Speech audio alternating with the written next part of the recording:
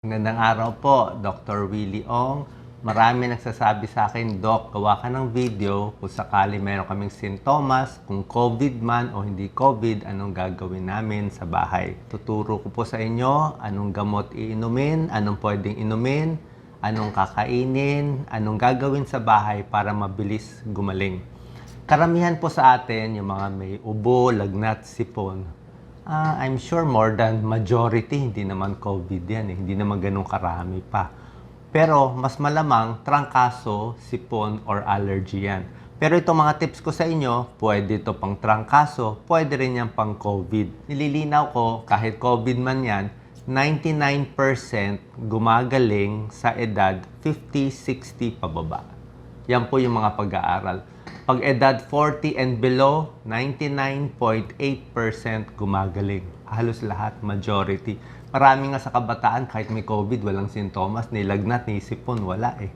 Ang nag-iingat tayo sa COVID, yung 60 pataas, may sakit sa puso, kidney, sila mas tinatamaan. Okay, so ito po yung mga tips natin. Pakita natin. Pakita lang muna natin kung allergy ba siya, cold ba siya, trangkaso ba siya o kahit COVID man siya. Ang COVID kasi, mas malalang flu. So, parang ganito sintomas, mas malala lang. Pag allergy kasi, alam niyo naman yung allergy, di ba? Makati yung mata, bumabahing, di ba? Minsan may sore throat. Tapos, bihira lang nilalagnat. Walang lagnat kung allergy. Pag sipon naman, alam niyo naman yung sinisipon, di ba? Lagi ka may sipon, masakit ang ulo, runny nose, parang barado ilong. May lagnat pa ang sipon? Actually, hindi eh. Kung meron man, pasinat-sinat lang, mababang lagnat. Sa ordinary flu, dito may aches and pains. Sakit ang muscles, sakit ang buto-buto. I'm sure naka-feel yun na to. Parang medyo baldado, minsan headache. Ang flu, may lagnat siya. Normally, 3 to 4 days. Pag COVID naman, ganito rin ang sintomas. Ubo din, lagnat din, masakit din yung katawan, at may dagdag pang diarrhea. Karamihan ng kabataan, baka kahit may COVID, walang mararamdaman. Pero sa may edad, possible makaramdam sila nitong mga sintomas. So kung ano man ang sakit, flu or COVID, ganito ang home remedy na ginagawa natin. Ha? Basically, para lumakas ang katawan, tawag natin supportive therapy. Alam nyo, kahit sipon, wala naman talagang gamot sa sipon. Eh. Wala naman tayong eksaktong gamot. Ang binibigay natin yung paracetamol, carbocysteine, supportive therapy siya lahat. So, ganito ang supportive therapy para lumakas, para 99% gagaling sa trangkaso o sa COVID man. So, pahinga muna. Okay? Talagang relax para may panlaban yung katawan. Pagdating sa lagnat, okay, ito, home remedy, hindi lang sa bata, pwede rin sa matanda. Drink more fluids talaga. Nadidehydrate tayo eh. Pag may lagnat, pwede cold compress, punas-punas na malamig, sa leeg, sa kilikili. Rest and sleep para makalaban yung katawan. Kung medyo malakas ang pakiramdam, pwede konting ligo o punas-punas na maligamgam na tubig kung malakas-lakas na. Medyo komportable yung kwarto dapat. Papakita ko na po sa inyo Ito po yung mga over-the-counter na binibigay naming gamot. Kasi nga, hindi naman lahat pwede dalhin sa ospital. Lalo na ngayon, kung hindi malala, ayaw natin pumunta kayo sa hospital. Baka doon pa tayo mahawa. Paracetamol binibigay ko. Adults, more than 100 pounds. 500 milligrams. Every 4 hours ang paracetamol kung mataas talaga yung lagnat. Pero kung di ganun kataas, minsan 3 times a day, 4 times a day. Gano'ng kataas yung lagnat para sa akin? Siguro mga 38 degrees pataas. Ayokong mataas ang lagnat. Okay? Ayokong aabot ng 39, 40 ang lagnat. Kasi pag umabot ng 40, baka magkumbulsyon, masira yung sa utak, yung cells natin. Gusto ko laging medyo mababa yung lagnat. Isa rin pampababa ng lagnat, maraming tubig. 10 to 12 glasses of water. Kasi pag inom mo ng tubig, may lagnat. Pag inihi mo ng mainit yan, lalabas yung init, bababa yung lagnat. So, tubig na maligamgam, maraming tubig, makakababa na lagnat. Plus paracetamol. Pag sa bata naman, depende sa size ng bata eh. Mga bata, siguro mga 2 to 5 years old, ngayon, minsan 125 per 5 ml na syrup, minsan ganitong 250 per 5 ml. Actually, nakasulat naman sa label eh. Depende sa age at sa timbang. matatansya naman yan. So, check the label na lang. Pag may ubo, meron tayong mga natural remedies sa ubo, pero normally, binibigay ko kahit simpleng carbocysteine syrup na lang, carbocysteine capsule, 500 milligrams, 3 times a day. Pwede na sa akin to. I mean, may tulong konti, pampalabnaw konti ng plema. Ako, hindi ako gano'n nagbibigay ng gamot sa sipon eh. Kasi yung gamot sa sipon, minsan nakaka-high blood.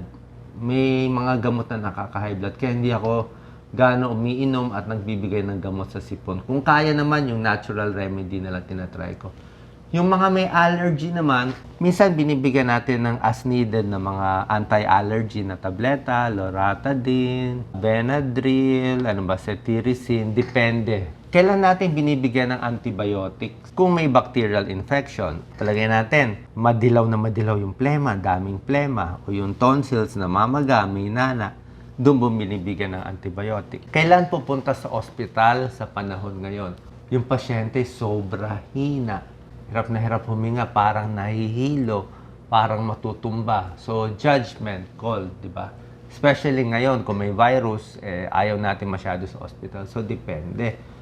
Tulad na sinabi ko, 99% naman, basta below 60 years old, gagaling. So, pwede naman natin itry sa home remedies. Pero, syempre, depende pa rin yan. Hindi naman siya talaga pampagaling, pero alam nyo, masarap yan sa lalamunan eh. May maligamgam na tubig, lagyan mo konting sugar, konting honey. Pwedeng kalamansi, pwedeng lemon, pwedeng orange. Basta may sakit, pa-easy-easy lang. Yan, gayahin nyo to. Nakahiga, komportable. Chicken soup, alam nyo ang chicken soup, ano ba to? Noodles ata to eh. Chicken soup, meron siyang amino acid na cysteine eh. Nakakabawas ng sipon, nakakabawas ng plema, at binabawasan yung inflammatory response ng body. So, kung gusto mo pa maganda yung nilagang manok mo, lagyan mo ng carrots, ginger, garlic, onion, sweet potato, black pepper. Yan. May tulong po yan para sa sipon. Pampalakas natin yan, ha? Pahinga talaga magpapagaling sa inyo. Rest, rest, rest. Higa-higa lang muna. Mas maraming tulog, mas maganda. Gusto niyo manood kayo ng cartoon. Gusto niyo manood kayo ng movie sa YouTube, di ba? Para mas ma-relax kayo. Sa pagkain, hindi pwede walang pagkain eh. Kailangan kakain kayo para may panlaban yung katawan. Kahit pa konti-konti, kahit walang lasa, kahit hindi mo malasahan, konti-konti, lugaw, kanin, sabaw, gusto mo noodles, crackers, saging, kung ano man. Konti-konti para may panlaban yung katawan. Eat more food kasi mamamayat kayo kung may lagnat eh. Isa pa, meron din nagtatae. Actually, sa COVID virus, kasama ang diarrhea. Isa siyang symptoms eh. So, ang home remedies na sa diarrhea, ito po, warm din. Warm na inumin para mainit-initan ng tiyan, ma-relax. Pwede ang yogurt. For diarrhea, avoid dehydration, di ba? Pwede ang yogurt, pwede ka kumain ng saging, pampatigas ng dumi, may potassium. Brat diet, banana, rice, apple tea. Ito, pwedeng toast bread para sa iyo. For diarrhea. Tapos pwede rin ng Oresol, ORS. May nabibiling ORS eh. Pag dumumi ka ng isang, kanyari ang dumi mo halos isang baso na pagdumi, kailangan papalitan mo ng ORS. Oresol, may mga Hydrate, Pedialyte, pwede po lahat yun, ha? So, sinusupport mo yung katawan mo kasi after 1 week, 2 weeks, tapos na yung virus, patay na siya. Diba? Magaling ka na. Lahat to supportive therapy. Cool down, yan, relax, inom. Yung kwarto mo, komportable. Kahit nasaang bahay ka, pili mo yung pinaka-relax, pinaka-may hangin. Okay? Mas mahangin, mas maganda, mas open para hindi ka makahawa ng ibang tao. Medyo komportabling baro, huwag sobra init. Tapos yung bed sheet na malinis. Kailangan positive yung attitude. Okay? May pag-aaral na yan eh. Basta positive attitude mo, kahit anong sakit. Kahit may cancer, nagki-chemotherapy. Mas positive, mas mahaba ang buhay. Kasi pag positive ka, yung katawan mo sumusunod eh. Mas positive ka, mas relax ka, blood pressure mo bababa. Heart rate mo bababa. Paghinga mo maganda.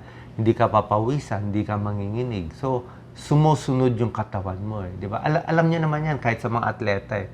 Mas positive, mas panalo. May kalaban tayo, kalaban natin virus eh. So, supportahan mo yung katawan mo, positive thinking. Huwag mo na lagyan ng pananakot, lagot ka na, wala ka na. Di ba? Sinabi ko nga sa inyo eh, 99% ng hindi senior citizen, kinakaya itong virus. Vitamin C ang kailangan natin. Pwede kayo mag-vitamin C, 500 milligrams lang, 1 tablet a day. Huwag din sobra taas yung dose kasi baka sumakit ang tiyan mo. Vitamin C, ito maraming benefits. Ito mga orange, green pepper. Papakita ko yung mga mataas sa vitamin C. May pag-aaral na yan na vitamin C rich foods nakakabawas sa sintomas ng sipon, trangkaso. Hot chili pepper, taas pala vitamin C Red bell pepper, medyo mahal to. Broccoli, cauliflower, papaya. Yan ang kainin natin, papaya. Strawberries, sa Baguio lang meron. Guava, ang pinakamataas. Tingnan nyo, bayabas Sobra taas. 540% more vitamin C than an orange. Kiwi. Basta maasim-asim. Dalandan, lemon, calamansi, mangga, pwede rin. Kita nyo yung guava. More vitamin C than an orange. Magpitas na lang sa puno, ha? Wag na i-overprice. Ito, maganda. Makinig sa music. Kailangan relax. Ganito lang, chill lang. Try nyo yan. Kasali yan sa gamutan. Iniisip mo, relax. Yan, ito. Gayahin nyo to. Trabahong tamad. Okay? Kasi pinapalakas mo yung katawan mo Kung kailan malakas, sige maglakad. Kung kailan baldado sa sakit, sige magpahinga. Pero kung konti lang naramdaman, kaya nyo naman Diba? Tapos magdarasal din. Okay? Magdarasal, mga Bible quotes. Maganda po yan. Ang ganda nito mga Bible quotes. Imagine nyo, kahit nasa bahay tayo, kahit nasa barong-barong, pag nakita nyo itong mga picture, yung utak mo napupunta doon. Isipin nyo, one day mag-outing tayo. Okay? Pag nawala na to si COVID. Ito, bedtime, magdarasal. Okay, mag-pray. Ipasa lahat ng problema para wala nang iniisip. Kalimutan mo na yung utang.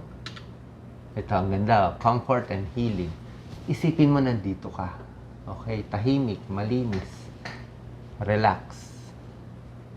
Pwede niya i-pause. Tapos may music ka pa pinapakinggan. At isipin mo, one day, after a few days, lalakas ka na. Pero syempre, kung may trangkaso, sipon, ubo, ay mo makahawa ng iba. So, kung pwede, sarili lang gamit, di ba? Kung gusto nyo, kailangan mo pala mag-mask, iwas ka muna, isa lang muna nagbabantay sa'yo. Kutsara, tinidor, hiwalay na lang muna, hugasan maigi. Sa pets, iwas-iwas din, kasi palakasin lang katawan. At kung very serious, doon tayo pupunta sa hospital. Pero, majority, gagaling na sa ganitong home remedy. So, share sa ating kaibigan, pamilya, at one day, malalampasin din po natin to. God bless.